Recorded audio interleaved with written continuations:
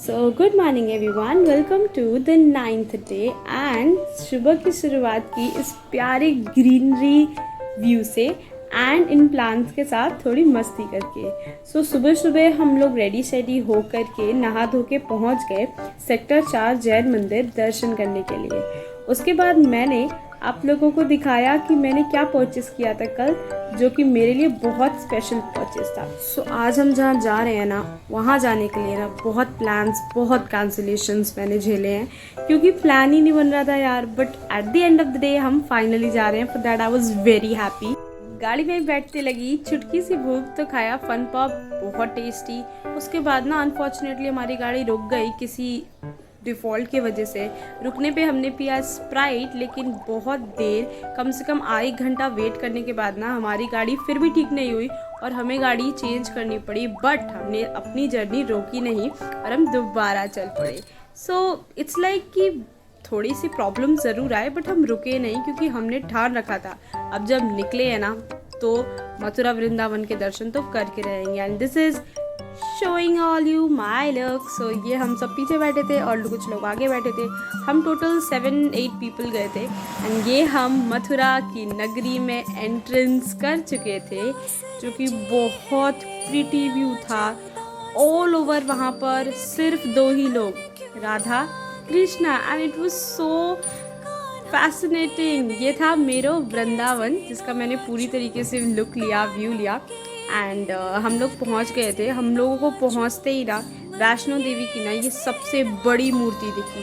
Being मतलब कोलकाता में रहने पे मैंने आज तक ना दुर्गा पूजा की बहुत डेकोरेशंस देखे, पर इतनी बड़ी मूर्ति ना आज तक नहीं देखी। बट अनफॉर्चुनेटली हम लोग वो देख नहीं पाए, क्योंकि 8 बजे वो बंद हो गया था और हम 8:05 पे पहुँचे थे। ये हम निकल गए थे इस्कॉन टेम्पल के लिए, जो कि एक्चुअली में वृंदावन में बहुत फेमस है।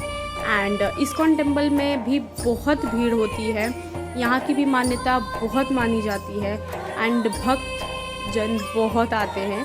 जैसा कि आप देख सकते हो, ये एक वहाँ पे एरिया था, एरिया वाइज डिस्ट्रीब्यूशन था, जहाँ पे पर्दा डाला हुआ था और सब वेट कर रहे थे मूर्ति दिखने का। सो this is the view after पर्दा हटाने के बाद, एंड बहुत प्रिटी लग रहा था। पुजारी आरती की तैयारी कर रहे थे वहाँ पे। हर कुछ टाइम के बाद ना आरती होती रहती है। ये आप देख सकते हो, भजन मंडली बैठी थी फॉरेनर्स वाली। उसके बाद ना हमने ये मूर्ति देखी, जो पता है दूर से बिल्कुल रियल लग रही थी। और ऐसा कहा जाता है ना कि कुछ समय पहले तक वो रियल में यहाँ बैठे थे, जो राधा कृष्ण के सबसे बड़े भक्त थे, और उन्होंने ये टेम्पल बनवाया था।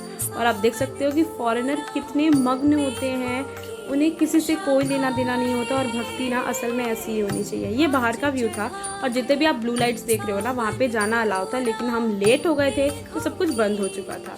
और ये था व्यू, ये भी बहुत सुंदर था। इनके बारे में मैं आपको डिटेल वीडियो में बताऊंगी, कभी अपडेट ज़रूर करूंगी, क्योंकि कहा जाता है ये कृष्ण के बहुत बड़े भक्त थे और उन्होंने अपना सब कुछ त्याग दिया था भक्ति के लिए। और ये था व्यू दूसरे साइड का। तो मैंने आपको बताया एरिया डिस्ट्रीब्यूशन था, और ये बहुत प्यारा था कि आपको बचपन से लेकर के बड़े होने तक की जर्नी दिखाई गई। आप देख रहे हो कैसे बड़े हुए, काम किया, बुज़ुर्ग हुए, बुज़ुर्ग होने के बाद लाठी पकड़ी और मर गए, और एट द एंड कंकाल बन गए, और यही रियलिटी है। उसके बाद नीचे का व्यू था ये, और फिर हम उसके बाद निकल गए। रास्ते में निकलते में हमें दुर्गा पूजा का पंडाल दिखा, और ये market was actually very huge. मतलब ये मार्केट ना रात भर चलता है, आपको एक टाइम ऐसा नहीं मिलेगा कि ये मार्केट बंद मिले। उसके बाद हम पहुँचे बांके बिहारी मंदिर, जो बहुत फेमस और बहुत भीड़ से भरा हुआ था। बहुत मुश्किलों के बाद दर्शन करने के बाद हम वहाँ से निकल गए, और हमने 2-3 मंदिरों के और दर्शन किए, जहाँ पर एक्चुअल में फ़ोन से रिकॉर्ड करना अलाउ नहीं था, तो मैं रिकॉर्ड नहीं कर पाई। So this is the journey. अगर आपको डिटेल मथुरा वृंदावन का पूरा देखना है ना, तो आप भारती जैन ब्लॉग्स में जाकर देखें। वो मेरी भाभी का चैनल है और उन्होंने पूरा रिकॉर्ड किया है। So this is the end of the day. I hope you really like my series, and day 9 तक बने रहे, आगे भी बने रहना। And do not forget to like, share, subscribe to Muskurao with Muskan.